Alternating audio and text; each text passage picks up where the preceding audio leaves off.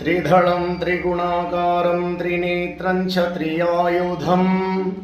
त्रिजन्म पापसंहारम् एकबिल्वं शिवार्विदम् त्रिशाकै बिल्वपत्रै च अच्छिद्रै कोमलै शुभै तव पूजां करिष्यामि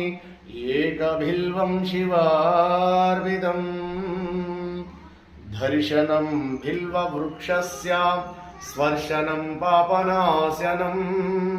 अघोरपापसंहारम् एकबिल्वं शिवार्विदम् सालग्रामेषु विप्रेषु दढगुवनगुभयो यज्ञकोटिसहस्राणाम् एकबिल्वं शिवार्विदम् दन्तिकोटिसहस्रेषु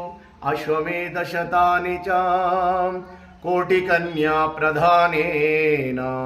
एकबिल्वं शिवार्विदम्।